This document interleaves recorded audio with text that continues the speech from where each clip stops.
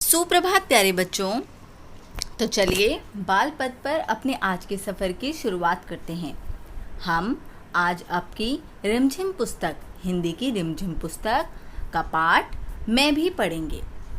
यह एक कहानी है। कहानी किसकी है वो हम आगे देखते हैं। चलिए बच्चों शुरू करते हैं। यहाँ है, एक अंडे में से बत्तख का बच्चा निकला। 2 अंडे थे बच्चों, जिसमें से एक अंडा फूटा और जिसमें से किसका बच्चा निकला? बत्तख का बच्चा। लो, मैं अंडे में से निकल आया, बत्तख का बच्चा बोला। यहाँ हम इसकी चोंच देखकर पहचान सकते हैं कि ये बत्तख का बच्चा है। ठीक है बच्चों, अब आगे क्या होता है? एक और अंडे में से मुर्गी का चूज़ा निकला। मुर्गी के बच्चे को बच्चों याद रखना चूज़ा बोलते हैं।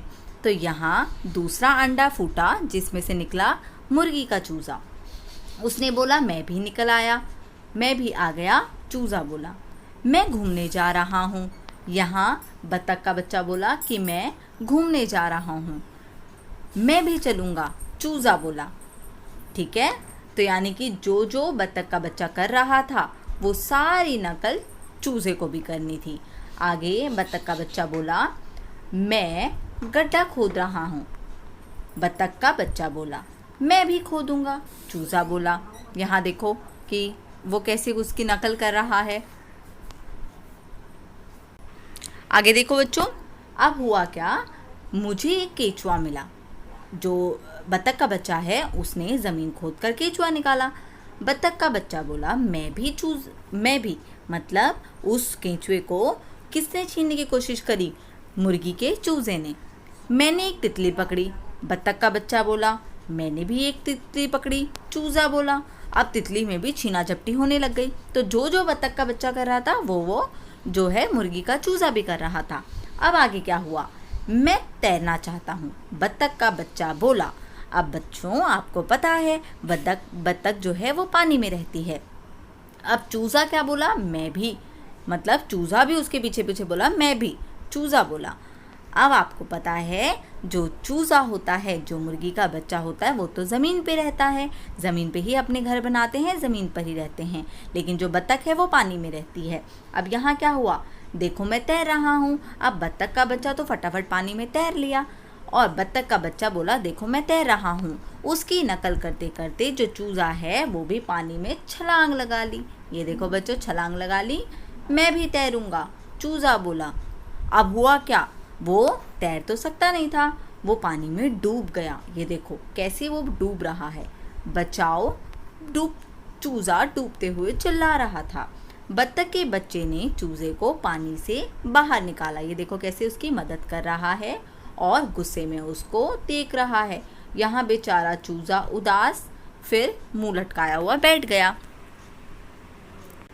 तो बच्चों हमारी कहानी में भी यहीं ख़त्म होती है। हमें कहानी में एक सीख मिली कि हमें कभी भी किसी की नकल नहीं करनी चाहिए। हम सभी अपने अपने गुणों में अलग अलग हैं।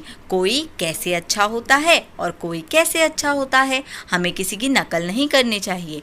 ठीक है, अगर एक हाथी का बच्चा आपसे बोले कि मैं उड़ना चाहता हूँ और एक जो चिड़िया है वो बोले कि मैं पानी में तैरना चाहती हूँ, लेकिन वो दोनों यह काम नहीं कर सकते। हाथी ज़मीन पर ही अच्छा लगता है और चिड़िया आसमान में ही उड़ती हुई अच्छी लगती है। चलो बच्चों एक एक्टिविटी करते हैं, एक क्रियाकलाप करते हैं। मैं आपको कुछ चीज़ें बताऊंगी और आपने बताना है वो तैरेंगी या डूबेंगी। तो चलो अब मैं आपको आपकी मदद के लिए क्या करती हूँ, जितनी भी भारी चीज़ें होंगी हम उनको डुबा देंगे और जितनी भी हल्की चीज़ें होंगी वो पानी में तैरती हैं। चलो बच्चों, चौक हल्की होती है लेकिन जब वो पानी में जाती है तो वो थोड़ी देर बाद क्या होती है? डूब जाती है, तो वो डूबेगी, इसलिए डूबेगी। पत्थर भारी होता है, डूबेगा। रुई क्या पानी में पहले तो हल्की होती है लेकिन बाद में वो नीचे नीचे पानी में डूब जाती है। कागज़ तैरेगा। टहनी तैरेगी। लकड़ी की बनी हुई सारी चीज़ें तैरती हैं क्योंकि वो हल्की होती हैं। तो पेंसिल भी लकड़ी से ही बनी है तो वो तैरेगी। ठीक है बच्चों, टहनी भी क्या होगी? तैरेगी। कागज़ तैरेगा। छिलनी जो कटर होता है वो प्लास्टिक का बना होता है, हल्का होता है, तैरेगा। बच्चों, आज की हमारी कहानी मैं भी और उसके संबंधित क्रियाकलाप यहीं ख़त्म होते हैं। कल फिर मिलेंगे किसी नई कहानी या कविता के साथ। तब तक वीडियो को लाइक, शेयर और सब्सक्राइब करना ना भूलें। चैनल पर नए हैं तो चैनल से ज़रूर जुड़ें। धन्यवाद बच्चों।